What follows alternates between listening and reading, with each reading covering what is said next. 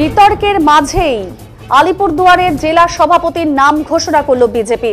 জল্পনাকে সত্যি করে দায়িত্ব পেলেন মিঠু দাস। জেলা সাধারণ সম্পাদক ছিলেন তিনি।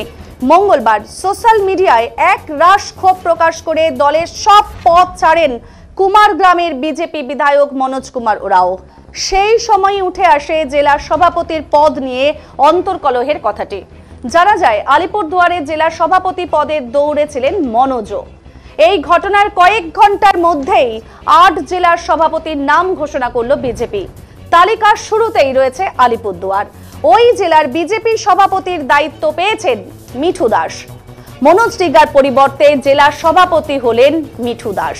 আর এই বিষয়ে ফালাকাটার বিধায়ক তথা বিজেপি সাংগঠনিক রিটার্নিং অফিসার ও বিজেপির সাধারণ সম্পাদক দীপক বর্মন জানিয়েছেন, নতুন জেলা সভাপতি নির্বাচন হয়েছে। দলের ভেতরে তাকে কারো কারো অপছন্দ হতেই পারে, তা আলোচনার মাধ্যমেই মিটে নেওয়া হবে। আজকে ৮টি জেলা সভাপতি ঘোষণা হলো আমাদের সাংগঠনিক জেলার। তো তাতে একজন বাদ দিয়ে ৭টি জেলা সভাপতির নতুন মুখ এসেছে। আমরা তাদের উপরে ভরসা রাখছি এবং আশা করছি তারা ২০২৬-এর নির্বাচন এবং আগামী দিনের সংগঠনকে আরও ভালোভাবে এগিয়ে নিয়ে যাবে। দেখুন, নতুন জেলা সভাপতি নির্বাচন হয়েছে। আমাদের কারো পছন্দ অপছন্দ থাকতেই পারে দলের ভিতরে, সেগুলো আলোচনার মাধ্যমে সমস্ত কিছু মিটে যাবে।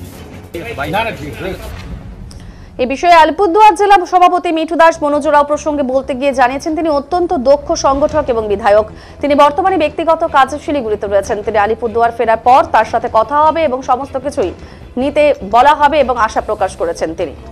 সেটা পোস্টে আমরা দেখেছি। আমাদের মধ্যে আপনারা যেটা বলতে চাচ্ছেন আমি বুঝতে পেরেছি, কোনো গোষ্ঠীকন্দল নেই। তো সেই জায়গার থেকে পরিষ্কার আমরা সেই দায়িত্ব নিয়ে সেই কথা বলতে পারি। ভারতীয় জনতা পার্টি যারা সংগঠনটা যারা করে, তারা ব্যক্তি স্বার্থে কখনো এই রাজনৈতিক দল করে না।